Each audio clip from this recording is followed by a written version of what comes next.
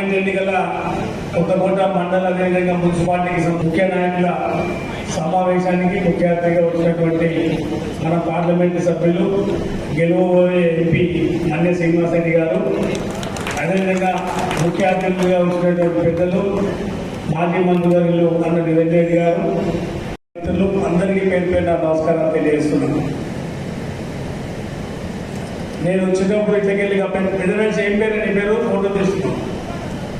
కొండన్న నేను ఇట్లా నడుచుకుంటూ వస్తున్నా, కొండన్న వచ్చి కలిసి ఏమన్నాడు అంటే కసి మీద, సార్ మనం ఎట్లయినా గెలవాలి సార్, ఎట్లయినా గెలవాలి సార్, మనం మొన్న ఓడిపోయినాం సార్, ఎట్లయినా గెలవాలి సార్ అని 3 సార్లు అనుకుంటూ వచ్చింది ఆయనపడి.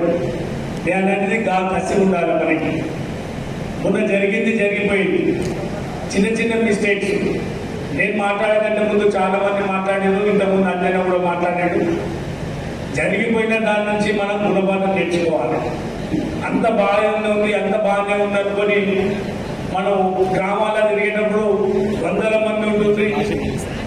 కొత్తకోటలో మీటింగ్ పెడితే అడిషన్ వస్తే ఒక 40,000 మంది వచ్చి, కేసీఆర్ గారి మీటింగ్ దేవరకాయలో పెడితే 70,000 మంది వచ్చి, ఉచితం కాదు 5 గంటల పాటు కేసీఆర్ గారు వెయిట్ చేసి హెలికాప్టర్ రిపేర్ అయితే మనం ఏమనుకుంటాం 5 గంటల పాటు 60,000-70,000 మంది ఓపికతో కూర్చున్నారంటే ఎంత ప్రేమతో ఉన్నారు కదా అనుకున్నాం.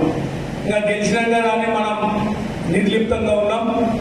100 మంది ఉన్నా కూడా అవతల 10 మంది లేనివాడు కూడా ఇంటింటికి తిరిగి కాలు మొక్కిండో ఏం మొక్కిండో కానీ మనం నిర్భయత కొట్టిండు. చిన్న పొరపాటుతోటి ఇలా 5 ఏళ్ళు సఫర్ అవుతున్నాం. దాంట్లో మీ తప్పు ఉండొచ్చు, మా తప్పు ఉండొచ్చు, ఏది ఉన్నా కూడా మనం సరిదిద్దుకోవాలి. ఎప్పుడైనా సరే గ్రామాల్లో అందరం కలిసి ఉండాలి. పార్టీ అంటేనే అందరిది.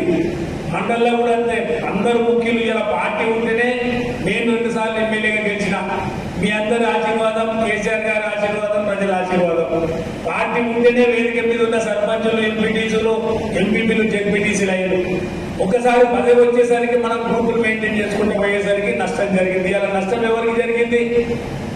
నాయకులుగా వీళ్ళు వాళ్ళకు కాదు, నాయకులుగా మాకు కాదు. నష్టం ఎవరికి జరుగుతుంది? గ్రామాల్లో ఉండే కార్యకర్తలకి. వాళ్ళు ఈ 4 నెలలుగా ఎంత కష్టాలు పడుతున్నారో మనం కళ్ళారా చూస్తున్నాం. ఎన్ని కేసులు అయితేనే ఎంత ఇబ్బంది పడుతున్నారు. 10 ఏళ్లుగా ఎంత ప్రశాంతంగా ఉన్నాయి ఈ కాన్స్టిట్యున్సీలో. 4 నెలల్లోనే ఎంత మార్పు అంటే ఈ మార్పు కనిపిస్తా ఉంది. అందుకే ఇప్పుడు మనకు ఒక మంచి అవకాశం వచ్చింది. పోయిన దాన్ని మళ్ళా ఏదైతే పోగొడుతున్నామో ఆన్నే దేవులాడుకోవాలన్నట్లు ఇవాళ ఎంపీ ఎలక్షన్లు వచ్చినాయి. మొన్న ఎమ్మెల్సీ ఎలక్షన్లు కూడా బ్రహ్మాండంగా మనం గెలవబోతున్నాం కాబట్టి కావాలని ఆ కౌంటింగ్ కూడా ఆపడం జరిగింది. ఎందుకంటే గెలుస్తున్నామనే మూమెంట్ వస్తే ఇంకా పార్టీ ఇంకా ముందలిపోతుందనే కోట్ల కేసేసేది ఆపేరు జూన్ 2 తారీఖు వరకు. అందుకే ఇవాళ ఎంపీ ఎలక్షన్లు మన్య శ్రీనివాసరెడ్డి గారికి ఎంత ఇంపార్టెంటో మన అందరికీ, మీ అందరికీ కూడా చాలా ఇంపార్టెంట్. అది ఆయన ఒక్కటి కాదు. అది ఇలా 7 నియోజకవర్గాల గెలుపది ఆయన ఒక్కటి గెలిస్తే రేపు మీ స్థానిక సంస్థల ఎన్నికల్లో సర్పంచులు కానీ, ఎంపీటీసీలు కానీ, రేపు ఎంపీ ఎలక్షన్ లో మీ ఊర్లో మెజారిటీ వస్తే ఆటోమేటిక్ గా రేపు సర్పంచులు, ఎంపీటీసీలు మన పార్టీ వాళ్ళు గెలిచే అవకాశం ఉంటుంది. పోయినసారి స్థానిక సంస్థల ఎన్నికల్లో ఈ నియోజకవర్గంలో 100కు 100% మనం అన్ని పార్టీకి సంబంధించిన వాళ్ళు గెలిచినాం.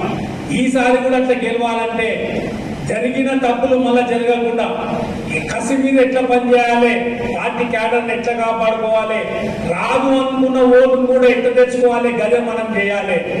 పోయినసారి ఎలక్షన్లో ఎమ్మెల్యే ఎలక్షన్ ఏం చేసినాం? 10 ఏళ్ళు ఏ విధంగా డెవలప్ చేసినాం కాన్స్టిట్యూన్సీని కానీ, జిల్లాని కానీ, అది చెప్పుకుంటూ తిరిగినాం. ఇప్పుడు పార్లమెంట్ ఎలక్షన్ లో అది చెప్తూనే మనం సింపుల్ గా కూడా ప్రచారం చేయొచ్చు. ఇలా కాంగ్రెస్ వాళ్ళు ఏం చేసారు? అన్ని అంతులేని హామీలు ఇచ్చారు 6 గ్యారెంటీల పేరు మీద. 6 గ్యారెంటీలు అన్నాడు, దాంట్లో 13 హామీలు ఉన్నాయి. ఒరిజినల్ గా అయితే 420 హామీలు ఉన్నాయి. జై తెలంగాణ కారుకుంటాన్ని గల్లీలు తిరుగుకుంటూ పోయినాం. వాడేమో ఇండ్లలో పోయి కూర్చున్నాడు, ఉన్న 5 మంది 10 మంది. గ్యారెంటీ కార్డు ఇచ్చిండు, సంతకం పెట్టించుకున్నాడు. ఆ గ్యారెంటీ కార్డు చదువుకుంటూ పోయిన వాళ్ళు ఇది వస్తుంది, అది వస్తుంది, ఆడపిల్లలకు 2,500 వస్తుంది, ముసలోళ్ళకు 4,000 వస్తుంది, అవ్వకుంటే అవ్వకు వస్తుంది, తాత ఉంటే తాతకు వస్తుంది. వస్తుంది, రైతులేమో 10,000 కాదు 15,000 వస్తుంది. ఇలా అలవిగానే హామీలు ఇచ్చిండు. కళ్యాణ లక్ష్మి వస్తుంది, దాంతో 1,00,000 వస్తుంది, దాంతో పాటు తులం బంగారం వస్తుంది. ఇలా అవన్నీ సంతకాలు పెట్టించుకునేసరికి నిజంగానే మాకు వస్తాయి, కేసీఆర్ ఇచ్చినవి అన్ని వస్తాయి, దాంతో పాటు ఇవి కూడా వస్తాయి అని చెప్పేసి ఆ భ్రమలో పడి ఓట్లు వేసిరు. ఇవాళ నష్టపోతా ఉన్నారు. 2014 కంటే ముందు తెలంగాణ రాకముందు ఏ కష్టాలు ఉండేనో ఇవాళ మళ్ళా కాంగ్రెస్ వచ్చిన తర్వాత మార్పు అంటే ఆ కష్టాలే మళ్ళీ మనం చూస్తున్నాం. కరెంటు లేక ఇబ్బంది పడుతున్నాం, నీళ్లు లేక ఇబ్బంది పడుతున్నాం, సాగునీరు లేక ఇబ్బంది పడుతున్నాం, తాగునీరు లేక ఇబ్బంది పడుతున్నాం, ప్రతి దగ్గర ఇబ్బంది పడతా ఉన్నాం. అందుకే మన గ్రామాల్లో ఉన్న కార్యకర్తలు మనం నిజాయితీగా కష్టపడితే చాలు బ్రహ్మాండమైన ఓట్లు వస్తాయి. మనం గ్యారెంటీ కార్డు తీసుకొని ఇల్లు అడగాలి, అబ్బో నీకు 4,000 వచ్చినాయా, వస్తే కాంగ్రెస్ కి, రాకపోతే మాత్రం కారుకు ఓటేయని చెప్పాలి. ఆడపిల్లలు కనిపిస్తే 2,500 వచ్చిందా, వస్తే కాంగ్రెస్ ఓటేయి, రాకపోతే కారుకు ఓటేయని చెప్పాలి. రైతులకు కూడా అంతే, 15,000 రైతు భరోసా వస్తుందా, వస్తే వాళ్ళకే, రాకపోతే మాకు ఓటేయి. ఇదే సింపుల్ గా మనం ప్రచారం 1కి 4 సార్లు. మొన్న కేటీఆర్ గారు మన పార్లమెంట్ మీటింగ్ పెట్టినప్పుడు మన నియోజకవర్గానికి సంబంధించి దాసరపల్లి సర్పంచ్ రఘు మాట్లాడిన రోజు మైక్ తీసుకొని మీరు కూడా ముఖ్య నాయకులు ఉన్నారు. ప్రచారం ఎట్లా చేయాలి, రాహు అనుకున్న ఓట్లు ఎట్లా తెచ్చుకోవాలి. ఆ ఊర్లో ఉన్నాయి 900 ఓట్లు. 900 ఓట్లలో 120 ఓట్ల మెజారిటీ వచ్చింది. ఆ ఊర్లో ఎట్లా వచ్చిందంటే చెప్పిన వాళ్ళు, మొదటిసారి మేము ఊర్లో ఇల్లు తిరుగుతుంటే మధ్యాహ్నం వరకే భయమై 30% కూడా ఊరు మాయంపడి లేదని భయమై వచ్చి ఇంట్లో కూర్చొని ఉన్న నాయకుల కాడికి ఏం చేద్దామని మళ్ళీ ప్లాన్ చేసుకొని మళ్ళొకసారి పోయారు, మళ్ళొకసారి ఇల్లు తిరిగిరు, మళ్ళొకసారి అట్లా 7 సార్లు ఆ ఊర్లో డోర్ టు డోర్ తిరిగిరు. అంటే లాస్ట్ ఇంటికి పోతే ఏ సంపూర్ణైనా మీకే కార్కే ఏ సంపూర్ణైనా అనే స్టేజ్ కి తీసుకొచ్చి ఇలా వాళ్ళు లీడ్ తెచ్చుకున్నారు. అంతేందుకు మీకు ఐడియా ఉంటది, పోయినసారి ఒకసారి మనం నాయన నరసింహారెడ్డి గారి అల్లుడు హైదరాబాద్ లో రామ్నగర్ లో నిలబడితే మన ముఖ్యులందరం కూడా దాదాపు 100 మంది ఆడ ప్రచారానికి పోయినాం. మన నాయకులు చాలా మంది 3 ఫ్లోర్లు 4 ఫ్లోర్లు ఎక్కి ఇంటి పై వరకు పోయి ఓటడికి వస్తుంది. అట్లా 3 సార్లు 4 సార్లు వచ్చేసరికి ఆ ఇంట్లో ఇన్ని కానీ మెట్లెక్తో తమ్మి నీకు ఇన్ని దండం పెడతా, నీకు ఓటేస్తా పో, ఎక్కకు ఇన్ని మెట్లెక్కి రావాలి అంటే అట్లా మనం కష్టపడితే అవతలోనికే వస్తుంది. అరే 14 నుంచి మరి కేసీఆర్ గారు ఎన్నో పథకాలను సృష్టించి దేశంలో ఎక్కడ లేని పథకాలను సృష్టించి ఈ స్థాయికి తెచ్చి ఈరోజు ఈ 10 సంవత్సరాల్లో కూడా మనం ఏ విధంగా ఆర్థికంగా బలపడ్డామా లేదా అని ఒక్కసారి ఆత్మవిమర్శ చేసుకుంటాం. చిన్న పొరపాట్ల వల్ల ఇవాళ మామూలుగా కేసీఆర్ ఈరోజు ఆత్మ ఒక సంక్షోభంలోకి నెట్టి మనం ఈరోజు ఆయన చేసిన అభివృద్ధి పథకాల వల్ల ఆర్థికంగా మనం అందరం బాగుపడి ఈరోజు ఇబ్బందుల పాలు చేస్తున్నామంటే మరి కాంగ్రెస్ చేసిన పథకాలకు మీరు ఆకర్షితులైనా లేదు, మనలో కూడా మనము చిన్న పొరపాట్ల వల్ల తప్పులు చేసుకున్నామా అని ఒకసారి ఆత్మవిమర్శ చేసిన దేశంలోనే ఏ రాష్ట్రంలో ఏ ముఖ్యమంత్రి గారు చేయని కార్యక్రమాలు చేసిందా లేదా ఒకసారి ఆలోచన చేసుకోండి. రైతు బంధు అనేది రాష్ట్రంలో దేశంలో ఏ రాష్ట్రంలో ఉన్నదా ఆలోచన చేసుకోండి. అదేవిధంగా ఆడపిల్ల కళ్యాణ లక్ష్మి అనే పథకం ఉన్నదా ఆలోచన చేసుకోండి.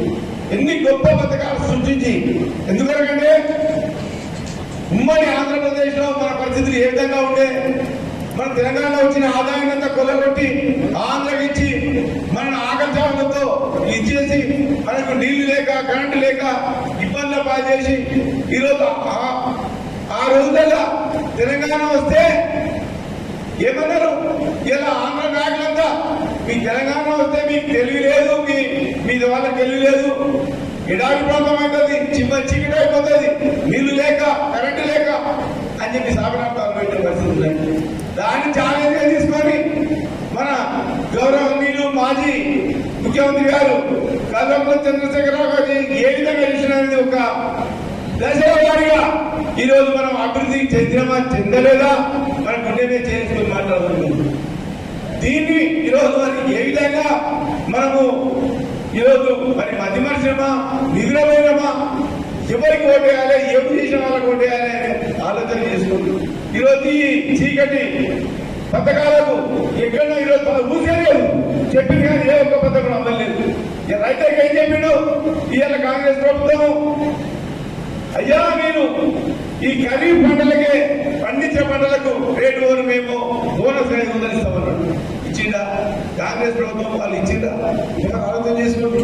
మనం ఉండగా నాగరికను మన పూర్వం జిల్లాకు సంబంధించినంత వరకు ఈ 2 పార్లమెంట్ సీట్లను మనం గెలుచుకోవాలి. కొద్దిపాటి కష్టపడితే రెండింటికి 2 గెలిచేటువంటి వాతావరణం పరిస్థితులు ఉన్నాయి మనకు. రైతుల కోసం మీరు స్వయంగా చూస్తున్నదే, మనం ఉపన్యాసాల్లో చెప్పాల్సిన అవసరం లేదు.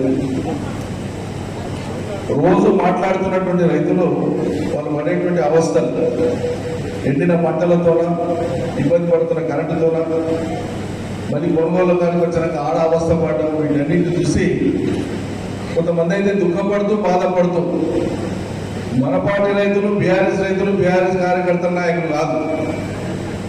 ఇగో మేము కాంగ్రెస్ కు ఓటేసినాం, కాంగ్రెస్ కు ఓటు వేయించినాం, మేము కాంగ్రెస్ కు పనిచేసినాం, మాకు బుద్ధి వచ్చిందని చెప్పి వాళ్ళ చెప్పులు వాళ్ళు ఇప్పుకొని కొట్టుకుంటున్నారు.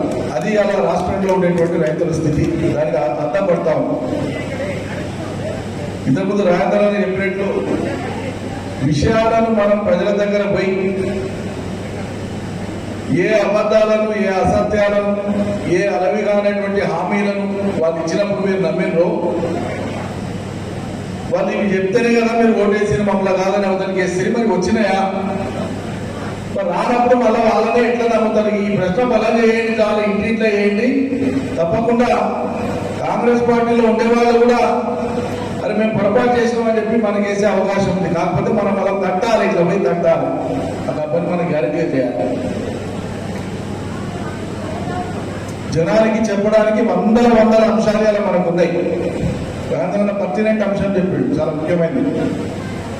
మనం ఎన్నికలకు పోయినప్పుడు 4 నెలల కింద ఎన్ని పనులు చేసినా, ఒక ఊరికి 500 పెన్షన్లు ఇచ్చినా రానుల్లో 5 ఉంటే 5 వచ్చి గాయగాయ చేసేది. ఇల్లు శాంక్షన్ అయినా ఇవో వస్తూనే కడుతున్నామంటే దాని మీద రచ్చ చేసేది. రేషన్ కార్డులు పరిమితికి మించి ఇచ్చినా కూడా ఊళ్ళో 4-5 రాకపోతే దాని మీద జనం అడిగేది. ప్రశ్నలు అడగడం జనం యొక్క పరిస్థితి అట్లా ఉండే. అంటే ఓ రకంగా మనల్ని ఆత్మరక్షణలో పెట్టినారు. ఇప్పుడు మనకు అది లేదు. మనం కొత్తగా ఇస్తామని చెప్తలేము. 10 ఏళ్ళు ఇచ్చినాం, ఏమేమి ఇచ్చినామో మీరు అనుమానాలు ఉన్నాయి. కరెంట్ ఇచ్చిన మాట నిజమా కాదా? సాగునీళ్ళు ఇచ్చిన మాట నిజమా కాదా? పంటల బంధు కొన్న మాట నిజమా కాదా? రైతు బంధు ఇచ్చింది నిజమా కాదా? బీమా ఇచ్చింది నిజమా కాదా? 2000 పెన్షన్ ఇచ్చింది నిజమా కాదా? వికలాంగుల పెన్షన్ ఇచ్చింది నిజమా కాదా? ఇవన్నీ మేము ఇచ్చిన మాట నిజమే కదా. మరి వాళ్ళు ఇస్తానటువంటిది మొత్తానికి 100 రూపాయల అబద్ధమే అయితే నిజాన్ని వదిలేసి వాళ్ళ అబద్ధమే మీరు ఎట్లా నిలబడతారు అని చెప్పి మనం ప్రశ్నిస్తే తప్పింది.